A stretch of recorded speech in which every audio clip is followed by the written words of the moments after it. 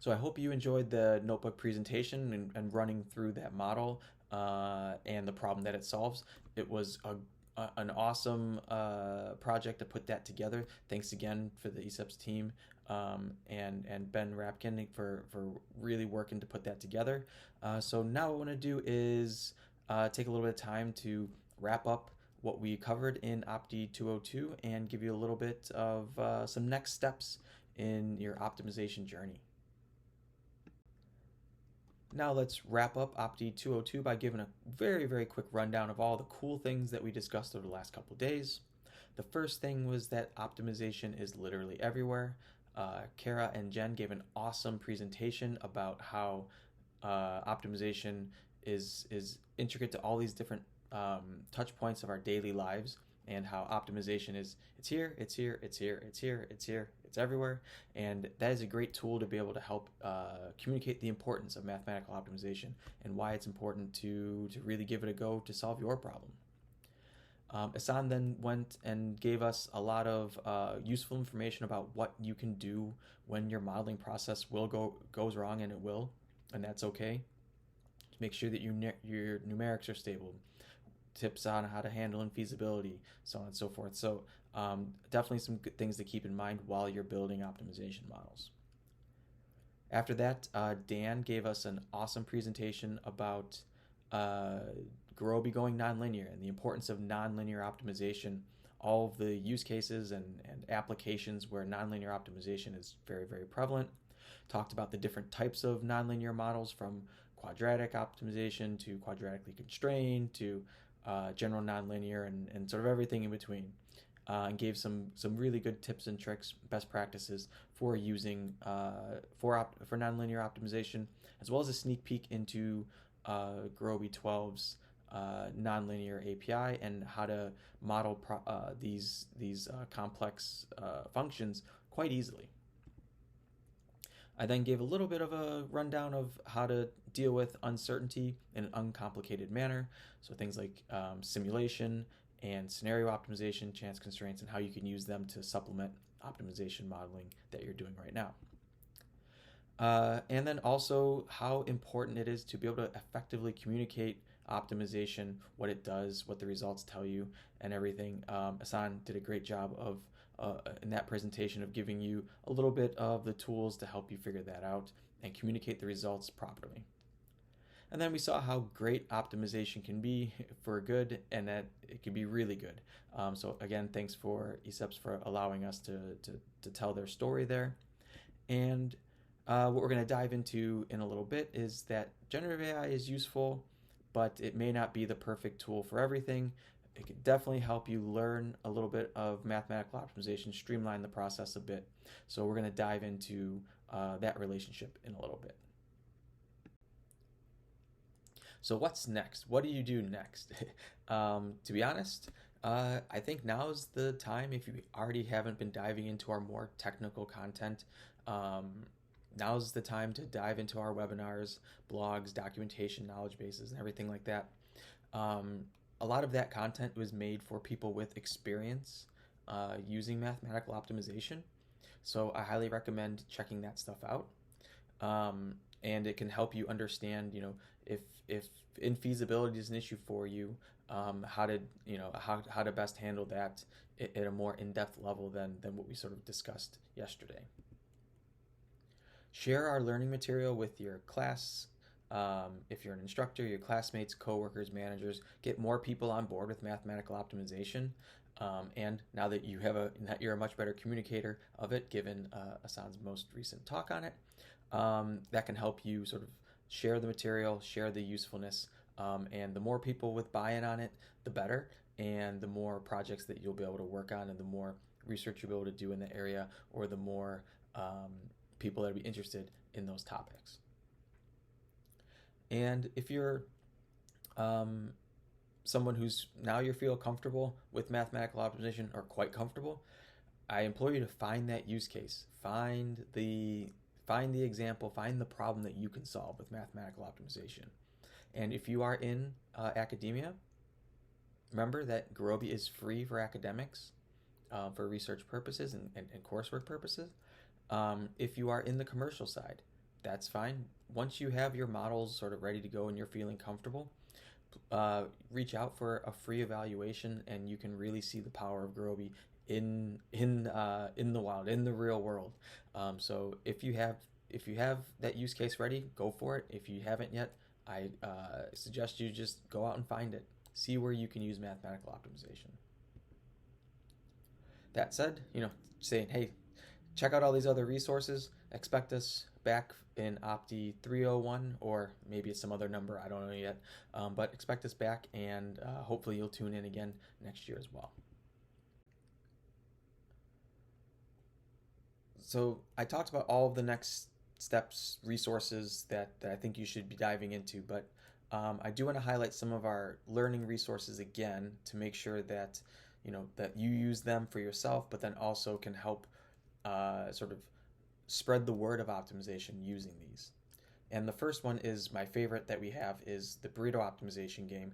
If you haven't used it already, it is a great way to sort of be an optimization icebreaker, more or less. You are asked to solve a problem that is best solved by optimization, but not using it. You have a map of people who want lunch, and your job is to put burrito trucks on the map to maximize profit. And you quickly learn that it's not an easy problem to solve. So this really helps people understand. Okay, yeah, optimization models solve very complex problems. So once you sort of went through that the icebreaker of optimization, a big part of this is translating, your business problem to a formulation, but then also taking that formulation and putting it into code. And the Gurobi Pi card game is an exceptional way to get some practice on that, and a fun way to do it as well. So I highly recommend downloading that, maybe even printing them out if you feel like it. And it's essentially a matching game of trying to match the parts of a optimization formulation to the code in Gurobi Pi. And I also want to mention that I've been fortunate enough to be on the Super Data Science podcast with John Crone twice over the last couple years. If you are a fan of data science, it is an exceptional podcast to stay on the cutting edge of sort of what's important from a technical perspective, and also how to help build careers in data science, and me being able to go there and talk about how useful mathematical optimization is, I think is a great way to sort of show the completeness of when you have a data science and sort of machine learning background and skill set with something like optimization. So again, if you think that someone would benefit from listening to a few hours of a podcast sort of here and there, I highly recommend those 2 episodes to sort of go through on your own to again see the usefulness of optimization, the why it's used, where it's used, and just listen to a great conversation. John's an excellent interviewer, and it was a lot of fun, and I highly recommend taking the time to listen to those. And about this time last year, we were saying we're going to have a massive course for data scientists in optimization. Keep your eye out. Well, here it is. It's been released earlier this past year, and highly recommend if you have a little bit extra time to really dive into learning optimization more thoroughly. I suggest that you check out this course. Again, it's a 4-part course. That's how sort of massive this thing is there are 4 parts to this optimization course. So again, really thorough, really in-depth, and we were fortunate enough to partner with Dr. Joel Sokol on this, and he is exceptional at weaving in his experiences with data science, with mathematical optimization into the learning, so you really sort of get the true sense of how valuable these approaches are, particularly when you use them together. So in addition to all of our awesome learning materials, we have a bunch of open source packages that you can use right now to really get a lot more out of your optimization model, or add a lot more to it. So I want to just give a quick little rundown of some of these so you can see which ones you want to try first. The first is Gurobi Machine Learning, and what this package allows you to do is take a trained regression model and embed that directly into a larger, broader optimization model. So let's say you have a price-demand relationship that you use some scikit-learn models to learn that, or Keras, TensorFlow, PyTorch, XGBoost, all of these are supported. But you learn that complicated price-demand relationship given all other features, but price is something you can control. So, but it's also a feature in your regression model. When you have that relationship of feature in regression and also a decision variable, this is the perfect package to really exploit that. It takes that complicated relationship, linearizes it, puts it all into the mathematical optimization model, and allows you to build a broader model around that with just one line of code. The next one is Gurobi Optimods, and this is an open source repository of implemented optimization use cases. So sort of think of it as like functionalized optimization models. You just give input, you run the line of code, and you get optimal output. So there's a lot of clear documentation for a bunch of different use cases and see how you can use it. So it's a great way to get started very quickly into maybe into some new use case that you're not super familiar with or something, and then allow yourself the time and to then customize to your specific problem. One of those Optimods was portfolio optimization, and then that was a pretty cool problem.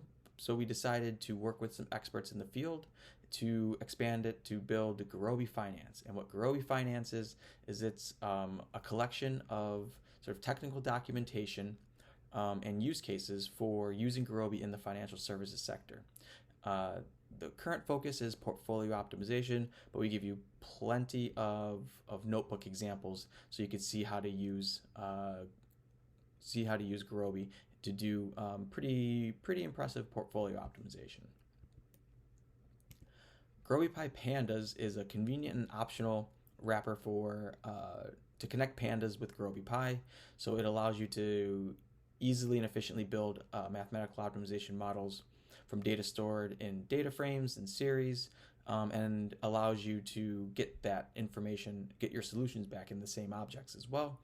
And it's just sort of that if you really think in terms of pandas, group by and all that sort of stuff, it definitely makes mathematical optimization modeling a little bit easier, or allows you to sort of keep that frame of mind the whole way through. So next one is Gurobi log tools, and log files in Gurobi. There's a lot of information, and what this tool does is allows you to sort of take that information and put it into Pandas data frames or Excel worksheets for further processing.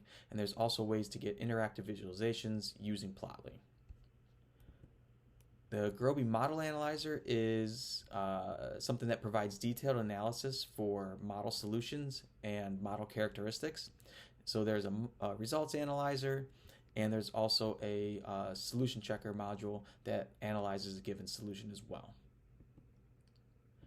And the last one that I want to mention right now is Gurobi AI Modeling, because we're going to dive into that a lot more in a minute. So essentially just a repository of examples along with a slightly configured version of ChatGPT to help people learn and understand optimization modeling, and we're going to dive into that a lot more right now. Again, I really want to thank you for taking the time to hang out with me today, hang out with the rest of the Gurobi team, hang out with Decision Spot and San, and again, we really appreciate it. And we would also really appreciate any feedback you have. I mentioned before that we're going to look to do an Opti 301 type of thing, and as I mentioned earlier on as well, we come up with the topics for these presentations, for this training, based off of your feedback. So again, we really appreciate you taking the time to fill out any surveys and or reach out and connect with us and let us know what you think. All right, now off to our last bit today, talking about generative AI and mathematical optimization. Thanks.